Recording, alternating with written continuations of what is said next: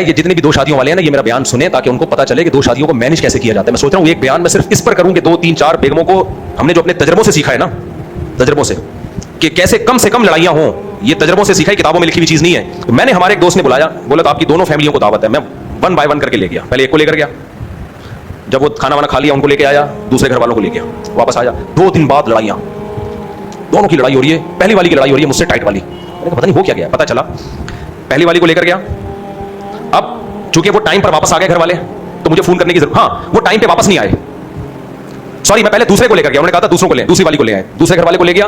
वो चूंकि टाइम पे वापस आ गए तो मुझे दोबारा कॉल करने की जरूरत पेश ही नहीं आई। जो टाइम दिया था उस पर मैं वापस ले आया। फिर पहले घर वालों को ले गया, तो वहां मुझे क्योंकि उन्होंने देर कर दी, मुझे बार बार कॉल करनी पड़ी, भाई कितनी देर लगेगी, कितनी देर लगेगी। अब इधर मैंने कई कॉलें की, वहां कॉल की जरूरत ही नहीं पड़ी। इन लोगों ने उसको बता दिया घर वालों को कि तुम जब आए थे तो मुफ्ती साहब ने एक कॉल भी नहीं की है, और जब दूसरे घर वाले आए मुफ्ती साहब ने कम से कम 10 कॉलें की होंगी। इस कॉल्ड फसाद, क्या कहते हैं इसको, फसादी। और ये मुझे इतने तजर्बे हो गए ना, मैंने कहा भाई एक पॉलिसी बनाओ, जिस घर वालों को जहां लेके जाओ दूसरों को उस गली का रास्ता भी नहीं बताना।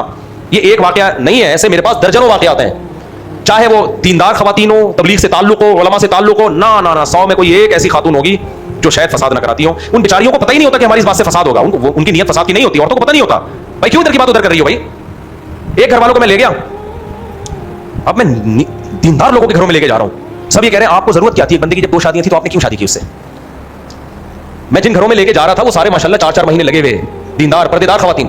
घर वालों को बरगला रहे हैं कि आपको जरूरत क्या थी एक बंदे के, 2 बेगमें पहले से हैं, उसकी औलाद भी है, तो आपको जरूरत क्या थी। अब वो बेचारे घर वाले परेशान के यार क्या बताएं क्या जरूरत थी। कह रहे बस वो हमने देखा भाई अल्लाह का दिया सब कुछ है तो हम कर लेते हैं। नहीं तो क्या मतलब, कोई भी सब कुछ किसी के पास भी कर लोगे शादी। एक घर नहीं, 2 घर नहीं, 10 घरों में लेके गया हूं, 10 के 10 ने खोपड़ा खराब किया है। मैं बेदीनों की बात ही नहीं कर रहा, दीनदारों की बात कर रहा हूं। एक जगह ऐसे वो मैं घर वालों को लेकर गया, मैंने कहा यहाँ वर्कशॉप हो रही है टाइम मैनेजमेंट की, मैं खुद भी सीखूंगा टाइम मैनेजमेंट के कोर्स। आदमी इल्म का मोहताज है, चलो घर वालों को भी ले जाता हूँ, इनको भी सिखाऊंगा। जो कोर्स करवा रहे थे वो भी बड़े दीनदार माशाल्लाह, तो हमने कहा अच्छा घर की भी टाइम मैनेजमेंट सही हो जाए, घर वालों को भी रात को जल्दी सोना, सुबह जल्दी उठना, बच्चों की तरबियत वगैरह वगैरह वगैरह वगैरह। तो पर्दे का भी थोड़ा इंतजाम था। मेरे घर वालों ने बताया, खवातीन जो पीछे बैठी हुई थी वो यही समझाती रही मुझे कि तुम अपने मियां से पूछ के घर से बाहर निकलती हो, कि जी हाँ हम तो नहीं निकलते, हम तो नहीं निकलते। अबे तुम अगर पागल हो तो उसको अगले को क्यों खराब कर रहे हो। हमने तो कभी अपने मियां को नहीं बताया, हमारे तो जब दिन चाहे पर्स गले में लटकाएं, और यानी वो शो मार रही है कि हम क्या है, आजाद है। तो इसलिए मुझे अंदाजा हुआ मेरे भाई बहुत मुश्किल केस है। तो फिर भी मैं सबको एक लाठी से नहीं हाँकता। जब आपने 2 शादियां की हुई हैं या 3 की हुई हैं तो इतना ख्याल कर लो। मैं नहीं कह रहा मिलने मिलाने से रोक दो, ये मुमकिन नहीं है।